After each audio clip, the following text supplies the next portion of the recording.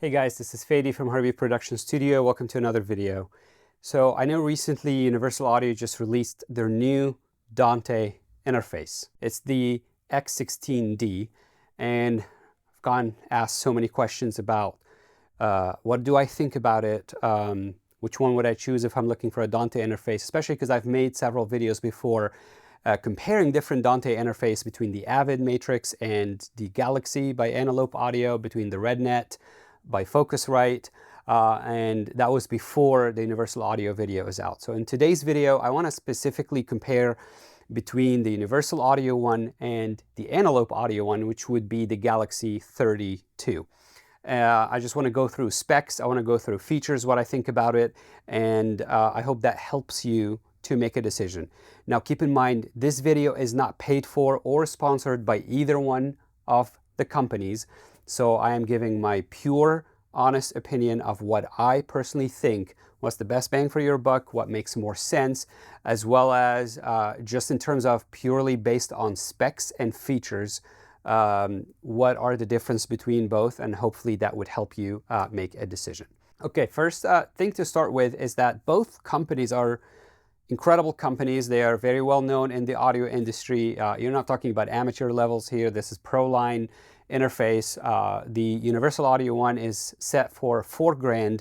The Galaxy 32 by Antelope is set for about $5,000, I believe. So it's $1,000 more.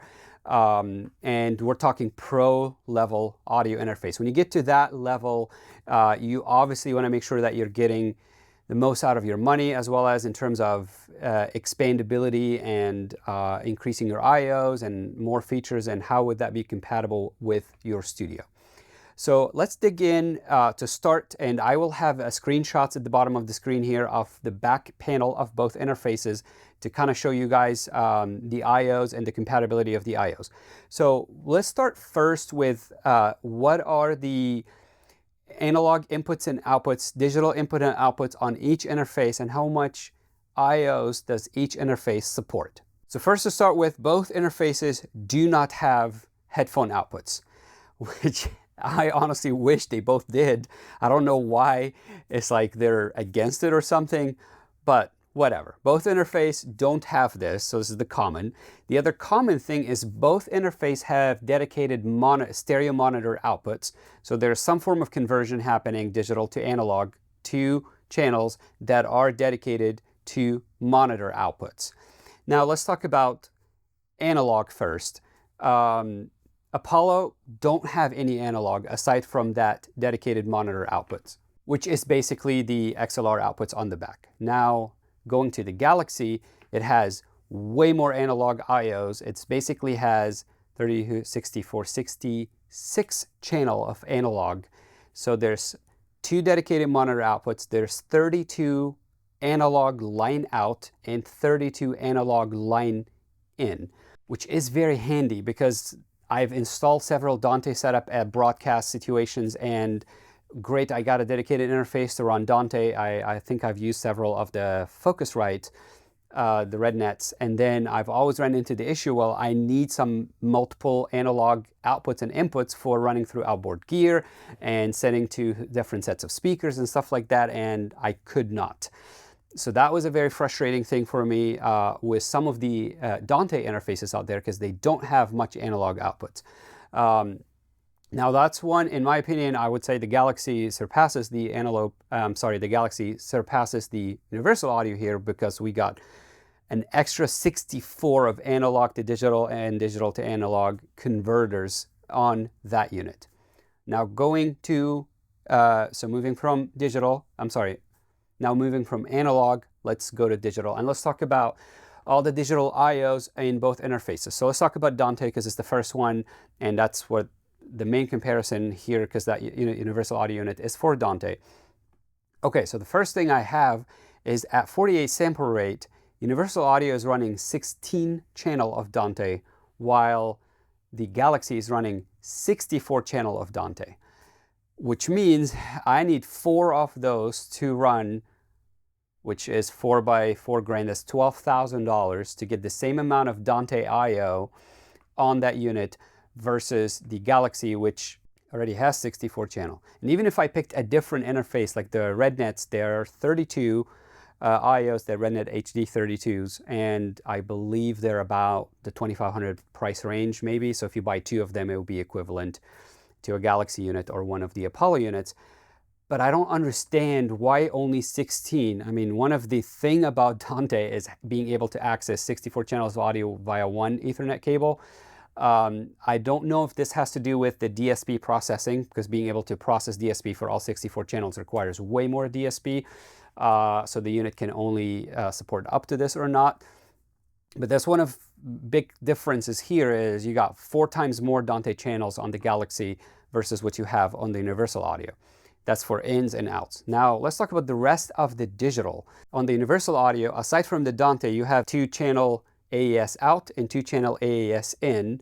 That's pretty much all the IOs. So you have 16 channel of Dante, you got dedicated monitor outputs, which has digital to analog conversion, and then you have AES stereo input and stereo output. Now you go to the Galaxy, you got 64 channels of input and outputs conversion, dedicated speaker outputs, stereo, and then you also have 64 channel of Dante, and then you have 64 channels of Pro Tools HDX, and then you have 64 channel of MADI, and 8 channel of ADAT, and 2 channel of SPDIF.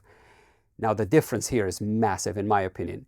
And again, I'm trying to be, like if I have $5,000 and I'm about to go buy an interface tomorrow, or $4,000 and I'm going to buy an interface tomorrow, the purpose of this video is what makes most sense. Now, there is like over 512 IOs on the Galaxy, where on the Universal Audio, you got about 18 to maybe 20 IOs. Well, Universal Audio are solid. I love their DSP. I love the interface. There is a lot of pros to the Universal Audio. It's very user-friendly, their console. Their plugins are amazing. I've used their plugins. I actually still use their plugins in my mixing. I use the native versus the DSP now. But in terms of purely based on IOs, the Galaxy surpasses significantly.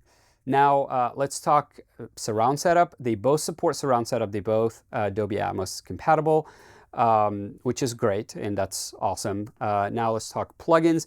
They both have DSP zero latency monitoring plugins. The Universal Audio uses their plugins in their console in forms of inserts on the channels, where on the Galaxy, it uses their plugins into something called AFX, which are sends and returns to dedicated effects channels.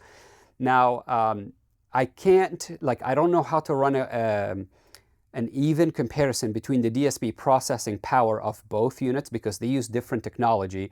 According to Universal Audio, is a 6-core, which is a hexa core for DSP processing.